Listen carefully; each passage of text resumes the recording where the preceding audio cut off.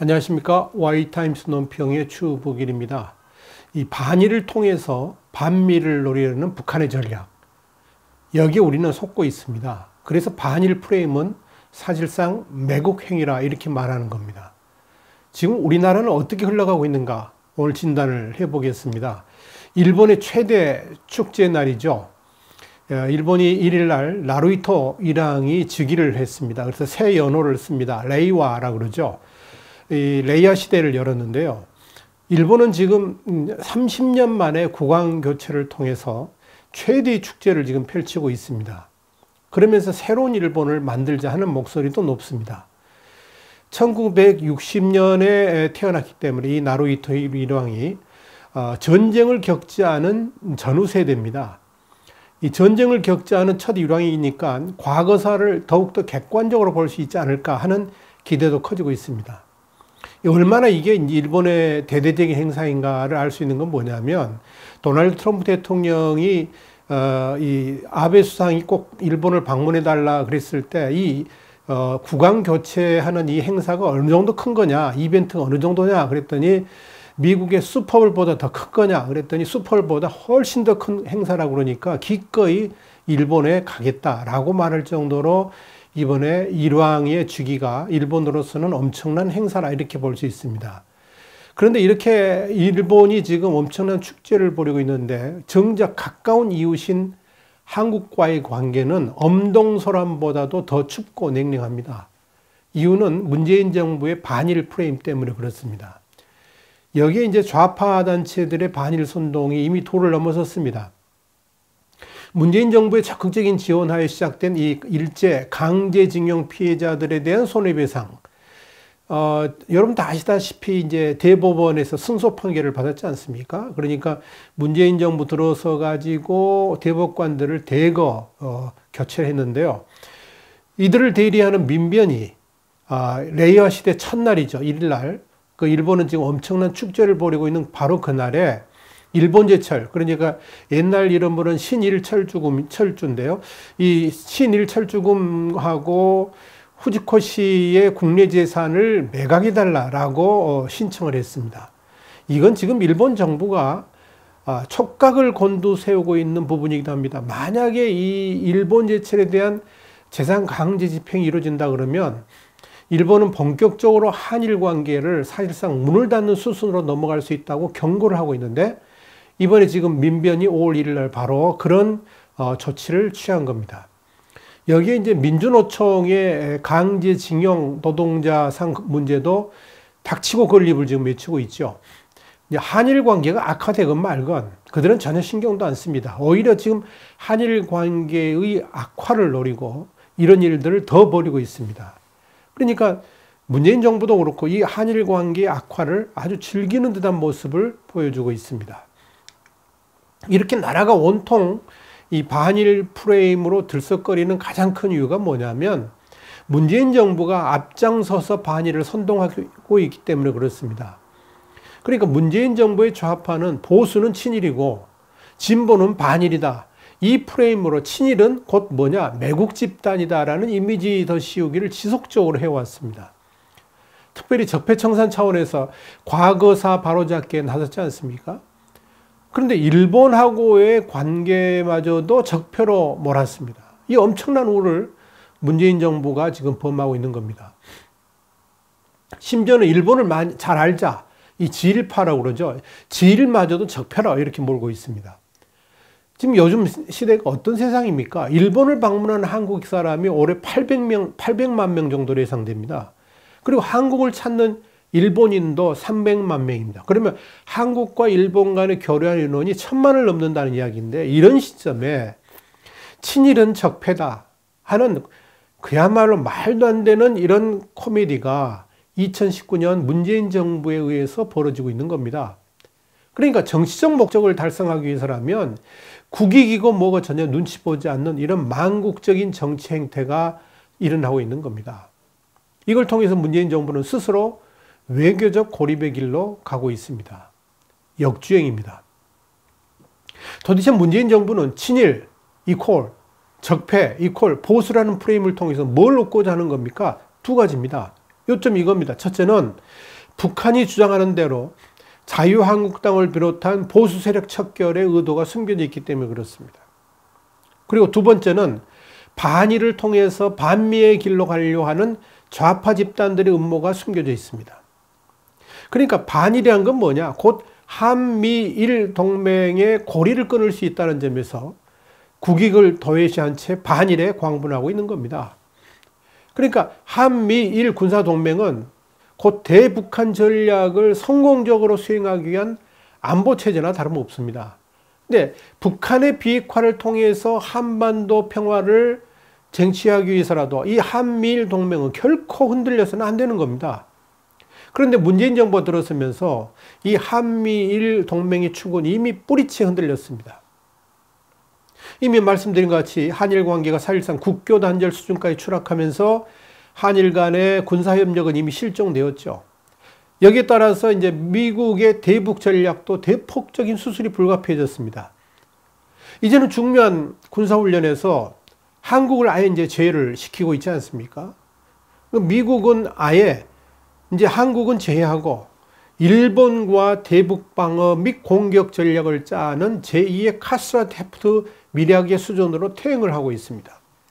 그러다 보니까 국제사회에서 밀착 라인이 그전에는 이제 한미일 대 북이었는데 요즘에 미일 대 남북 이렇게 2대2 구도로 바뀌었지 않습니까?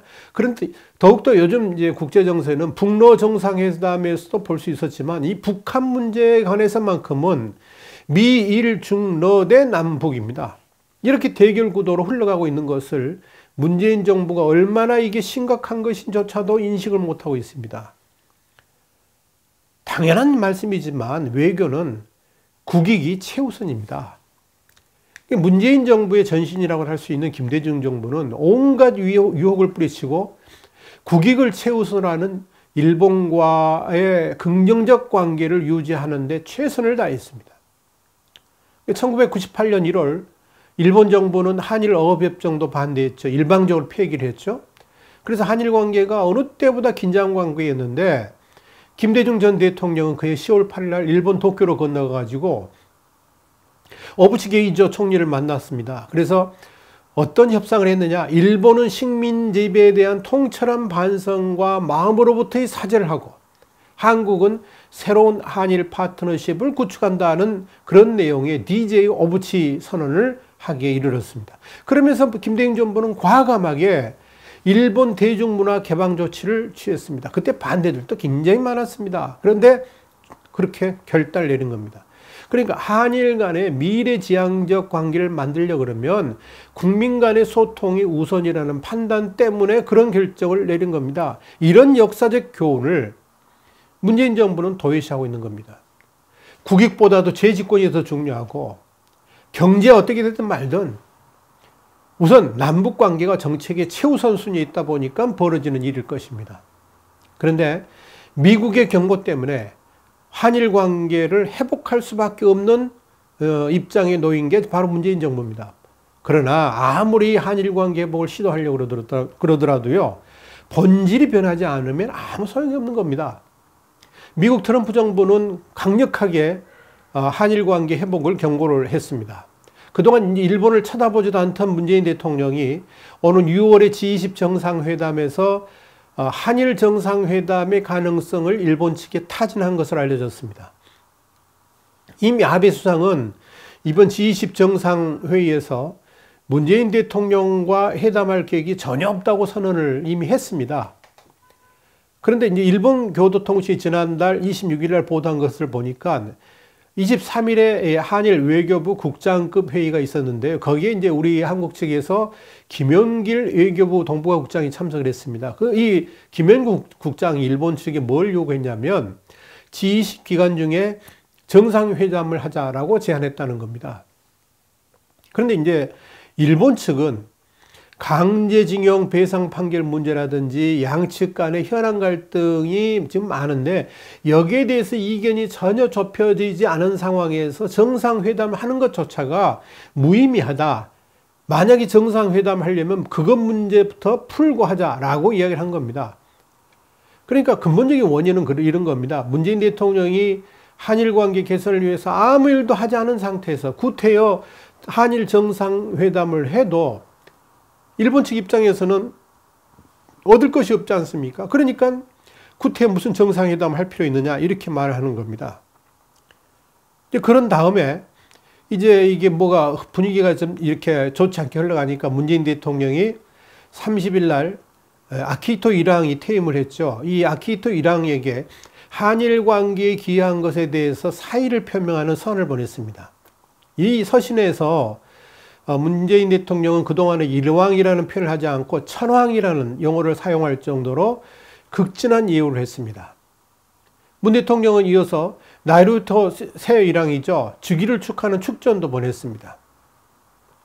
이낙연 총리도 30일 날 자신의 SNS에서 한일 관계를 중시하셨던 아키히토 천황님께 호칭을 그렇게 했는데요. 천황님께 감사드립니다. 그러면서 한일 양국이 새로운 우호 협력 관계를 구축하도록 지도자들이 함께 노력하자라고 했습니다. 문희상 국회의장도 같은 날 나루히토 새 일왕의 즉위를 축하하는 축전에서 적절한 시기에 대한민국을 방문하실 수 있기를 희망한다라고 했습니다. 지금 일본에 계속해서 추파를 던지고 있는 겁니다. 아마도 미국의 압박에 의해서 문재인 정부가 적극적인 태도로 한일 관계 개선에 나선 것으로 보입니다만은 문제는 일본 측이 제기한 대로 일본을 향한 근본적 인식 개선이 없이는 한일 관계의 원상 회복은 불가능하다라는 것이 이렇게 보는 것이 대체적인 관측입니다. 네, 한국의 대일본 화해를 북한은 적극적으로 비판하면서 이 한일 관계 개선을 이간질하고 있습니다.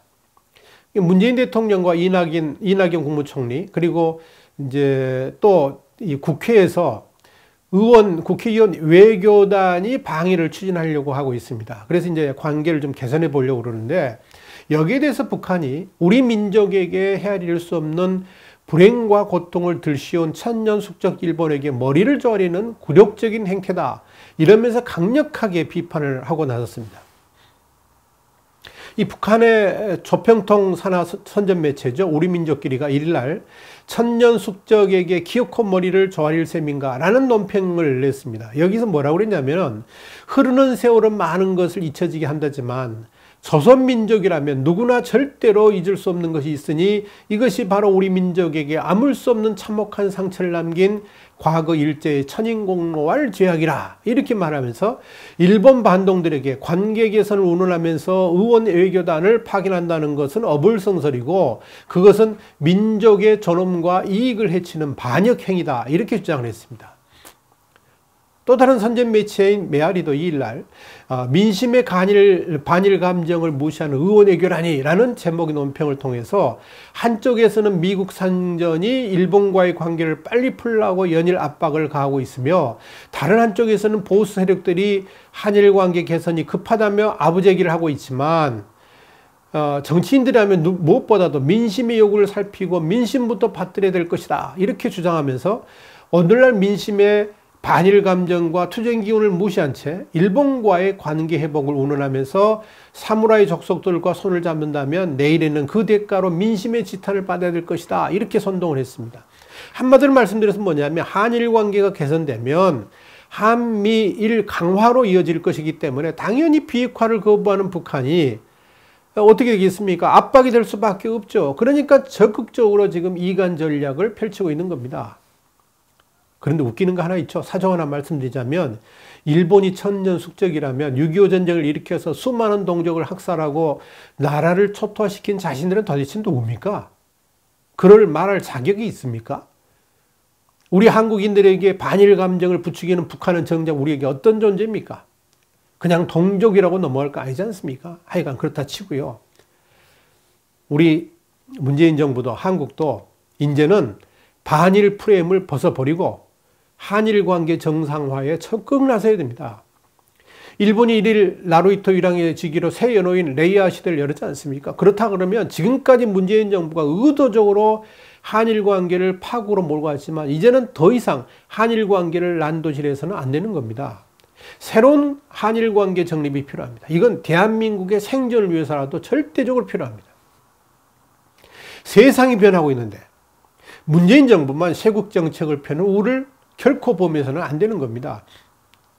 문재인 정부는 지금이라도 반일 프레임을 벗어나겠다는 과감한 결단을 해야 됩니다. 강제징용 노동자상의 불법적인 건립부터 법을 엄격히 적용해서 무산시켜야 됩니다.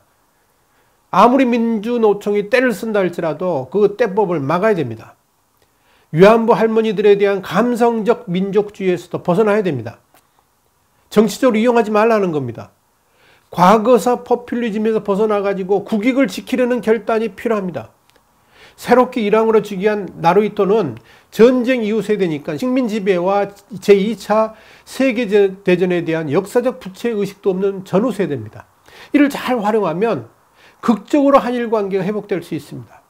그러나 이걸 방치한다 그러면 아베 총리의 우경화 전략하고 맞물리면서 한일 관계는 진짜 국교 단절로 갈 수도 있습니다. 또 이걸 통해서 한국 정부는 국제사회에서 패싱될 수도 있습니다. 문재인 정부는 이제 결단해야 됩니다. 적당히 개선을 원하는 척 하면서 반일 프레임을 즐기려 했다가는 정말 큰 코 다칠 수 있습니다. 한일 관계 개선이 북한 비핵화 드라이브도 도움이 될 수 있다는 걸 알아야 됩니다. 북한이 진정한 비핵화의 길로 나설 수밖에 없도록 만드는 동인이 될 수 있다 하는 이야기입니다. 문재인 대통령은 과거사는 과거사고 경제는 경제대로 이런 어설픈 투트랙 전략부터 과감하게 털어내야 됩니다. 이 어줍지 않은 투트랙 전략이 지금 한일 관계를 망치고 있는 겁니다. 지금이 기회입니다. 한일 관계를 새롭게 정립하고 다시 회복해야만 됩니다. 북한 비핵화를 위해서라도 그래야 되고 대한민국의 미래를 위해서라도 반드시 그렇게 해야 됩니다. 잊지 말아야 됩니다. 반일 프레임은 곧 매국 행위라는 걸 결코 잊어서는 안 됩니다. 오늘 와이타임스 논평 반일을 통해서 반미를 하려고 하는 북한의 전략에 우리가 속고 있다는 이야기를 함께 생각을 했습니다. 다음 시간에 다시 뵙겠습니다. 감사합니다.